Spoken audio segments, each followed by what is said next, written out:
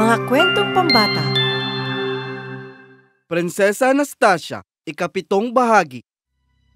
Ano ito? Regalo mula sa ating mga bagong kakampi.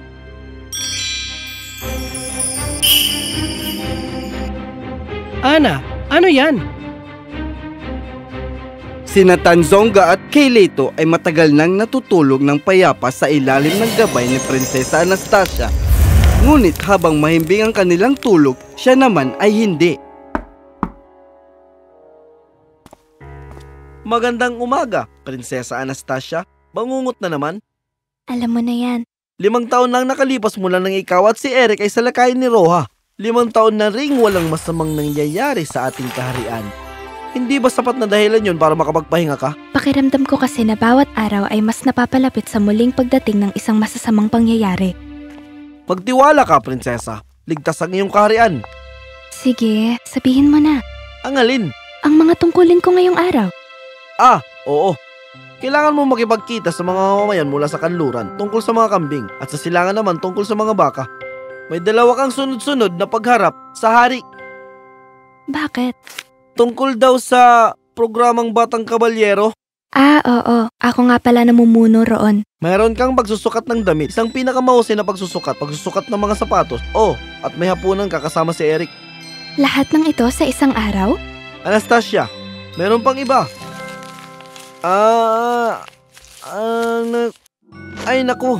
Naku po.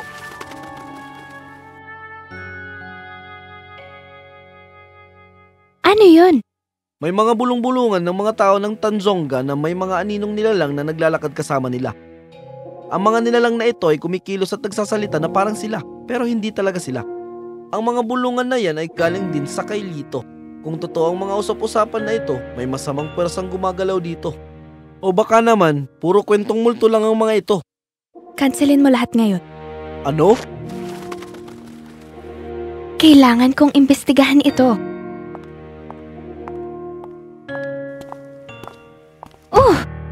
Magandang umaga, maganda. Dapat nag-iingat ka sa dinadaanan mo, di ba? Pasensya na, Eric. Nagmamadali lang talaga ako. Anong nangyari? Bangungot na naman ba? Hindi. Ibig mo sabihin, oo. May mga bulungan kasi ng mga mamamayan na nakakakita raw sila ng mga aninong nilalang. Aninong nilalang? Ang mga aninong iyon ay naglalakad, nagsasalita at kumikilos na parang sila pero hindi talaga sila. Para silang mga kopya. Kailangan ko itong imbestigahan. Nakakita ako ng isa kanina. Magkwento ka pa. Nasa kwarto ako, sinusuklay ang maganda at makapal kong buhok. Nang biglang lumabas mula sa salamin ang refleksyon ko at naglakad palayo. Mas malala pa ito kaysa sa inaakala ko. Hoy, ano yun? Guni-guni lang yun, di ba? Di ba?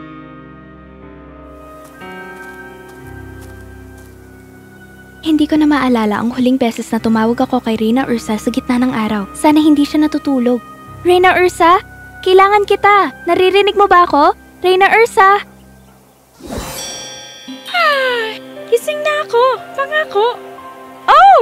Ikaw pala! Prinsesa Anastasia! Paumanhin! Nasa kalagitnaan ako ng isang napakagandang panaginip! Ano nga uli yun? Mga bangungot na naman! Lahat na lang ba kayo? Tatanungin ako niyan? Totoo ba? Gabi-gabi nananaginip ako na nasusunog ang Tanzonga. Parang noong sinunog ni Roha ang kagubatan? Mas malala. Lahat ay nasusunog at hindi ko ito napipigilan. May iba pang bumabagabag sa'yo. Nakakakita ang mga tao ng mga aninong nilalang, mga doble ng kanilang sarili. Hindi ko sana papaniwalaan pero ngayong umaga nakita ni Eric ang sarili niya. Umalis ang refleksyon niya mula sa salamin. Ang kadiliman! Gumagalaw na ang daigdig ng mga refleksyon. May nakatakas mula roon. Anong dapat kong gawin? May isang sinaunang teksto na naglalaman ng kwento tungkol sa karya ng salamin. Matagal ko nang hindi naririnig na binabanggit ang tungkol sa dimensyon na yon ng maraming taon. Alamin mo ang lahat ng maaari mong malaman at mula roon baka matutunan mong labanan kung ano man ang nagtatago sa anino. Kailangan ko nang umalis. May tumatawag sa akin. Prinsesa Anastasia. Super Asia. Mag-ingat ka.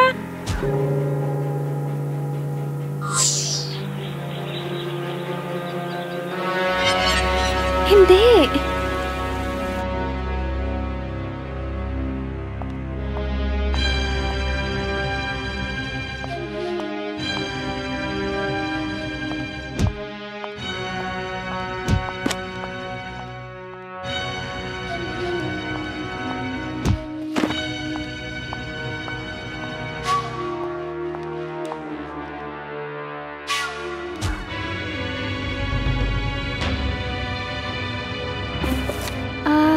Hindi ito yun. Mali. Hindi rin ito ang desisyon. Hindi ito pwede. Hindi rin ito. Alin kaya sa mga ito?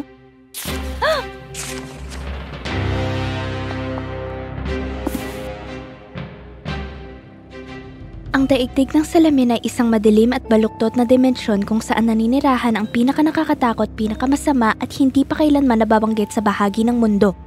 Ang mga hindi nasasabing takot at mga pinipigilang damdamin ay nakaimbak dito sa mga aninong umaalingaw-ngaw. Tanging isang nilalang na may malalim na mahika ang maaring makakonekta sa dimensyong ito at lumikha ng mga aninong umalingaw-ngaw. Ang isang makapangyarihang mangkukulam ay maaring magkamali dahil sa galit o desperasyon at hindi sinasadyang makadoble ng mga bagay na hindi dapat nadodoble. Madoble? Pero sa gitna ng kaguluhan, may kakaibang nangyari. Habang ipinikit ni Anastasia ang kanyang mga mata dala ng pagkadismaya, hindi niya namalayang na doble niya ang kanyang sarili. Ano? Ako yung may gawa nito. Ako yung nagbukas ng daigdig ng salamin at lumikha ng mga aninong umaalingaw-ngaw. Ako yun! Dapat may paraan para ayusin to.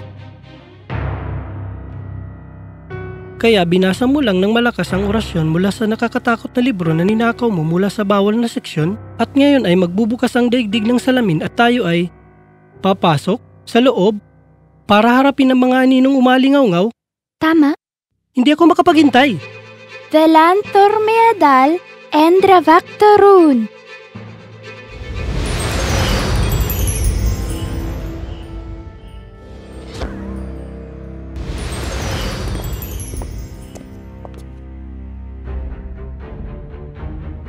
Hindi ko talaga nagugustuhan dito.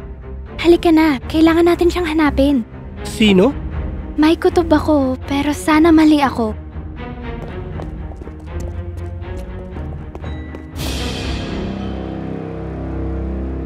Mali ka ba? Tama nga ako. Aba. Dumating na ang nawawalang prinsesa. Ligtas ka bang nakatawid sa mga dimensyon? Sino ka ba? Hindi ba halata? Ako ay ikaw. Ginawa mo akong ganito. Hindi ko ginusto to. Sayang, magandang prinsesa. Dahil sa kapabayaan mo? Dahil nakikialam ka sa mahika kahit hindi ka pa handa? Nilikha mo ang mga madidilim at sadyang malilikot na puwersang namumugad ngayon sa dimensyong ito. Nandito ako para ayusin to. Anong nagpapaniwala sa'yo na kaya mong gawin yun? Pasensya na. Ayoko manggulo pero pwede bang may magpaliwanag kung paano nangyaring lahat ng ito? Natuto kang gumawa ng kopya ng sarili mo noon. Pero naging pabaya ka. Hindi mo alam kung paano ihiwalay ang parte ng sarili mo nang hindi nawawala ang isang piraso ng iyong pagkatao. Habang ikaw at si Michiko ay umalis para sabihin sa hari tungkol sa pagsalakay ng mga duwende, nakalimutan mong ibalik ako. Naiwan ang isang kopya ng Prinsesa Anastasia na gumagala sa mundo. Mas malala pa, sa kababayaan mo, pinilas mo ang pinakamadaling mong bahagi at inilagay mo sa kopya mo. Nilikha mo ang aninong umaalingaw-ngaw. Hindi ko naman alam. Yan ang pinakamagandang parte. Dahil hindi mo alam na nabubuhay ako, nakakalabas at nakakapasok ako sa daigdig ng salamin kahit kailan ko gustuhin. Malambing na Anastasia, nilikha ko na ang aninong umaalingaw-ngaw ng bawat isa sa kaharian. Pinapalakas ako ng takot nila at prinsesa, napakaraming takot. Pipigilan ka namin! Imposible. Di sapat ang lakas ni Anastasia. Tingnan mo, para mapigilan mo ko, kailangan nating muling magsanib. Ako ang pinakamasasamang parte mo, prinsesa. Bakit mo gugustuhin tanggapin muli ako? Sigurado akong napakasarap na hindi nakakaramdam ng selos o takot. Walang iniisip na puot o totoong galit. Kung tayo ay muling magsasama, lahat ng yon ay babalik. Kaya mo ito, Ana! Anong mangyayari kung hindi tayo magsasanib? Wawasakin ko ang lahat ng Tanzonga at papalitan sila ng kanilang mga anino. Ang dali. Pagkatapos, ang daigdig ng salamin na ang magiging totoong mundo. Wasakin mo na lang siya ngayon, Ana. Napapagod na ako sa usapang ito. Umalis na kayo, ipapadala ko ang ilang mga aninong umaalingaw-ngaw laban sa inyo. Matagal ko na silang sinasanay. Lahat sila lumalaban na parang ikaw, Ana. Umalis na tayo. Ay, munti ko na makalimutan. May iniwan akong munting regalo para sa'yo. Nasa totoong mundo na. Sana magustuhan mo.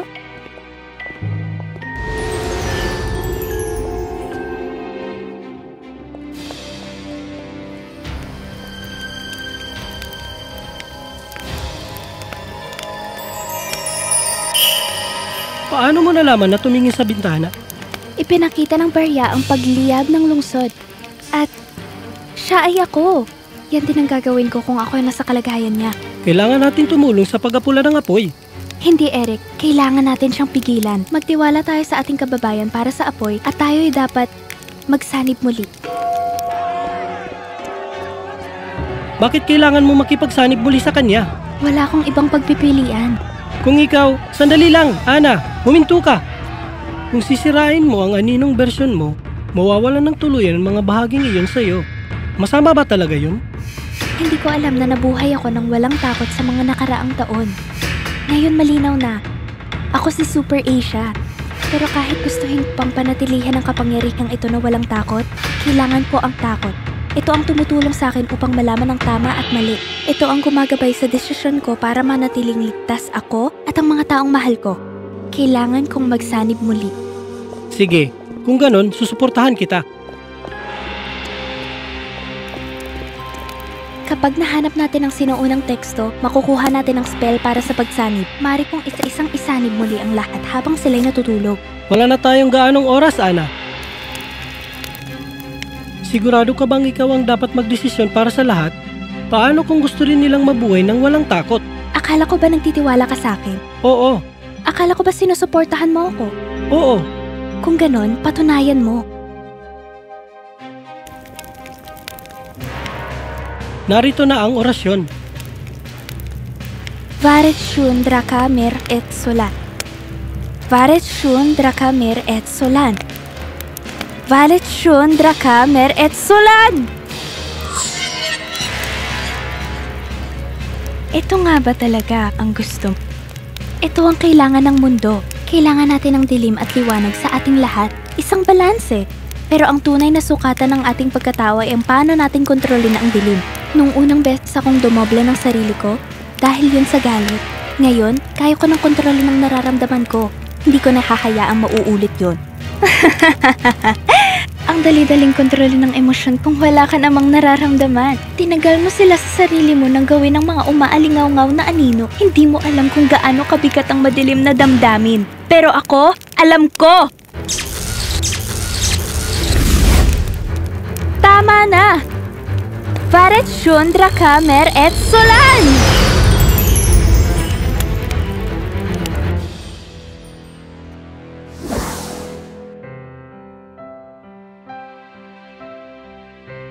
Kumusta ang pakiramdam mo? Galit, pero makapangyarihan. Mas malakas at mas makapangyarihan na ako ngayon kaysa dati.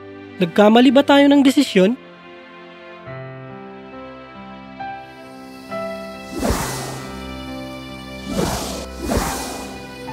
Malalaman din natin, pero naniniwala akong tamang pinili natin.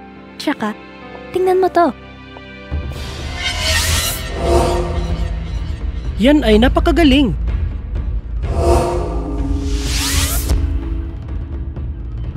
Nakuha mo ba silang lahat?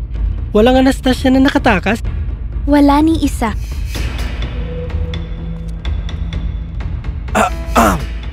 Pasensya na sa storbo, prinsesa. Nandito sila para pag-usapan ng tungkol sa mga kambing. Ang muling pagsasanib ng umaalingaw-ngaw na anino at pagsasara ng daigdig ng salamin, tila ba babalik na sa normal ang Tanzonga at kay Lito. Sana nga manatili na itong ganito.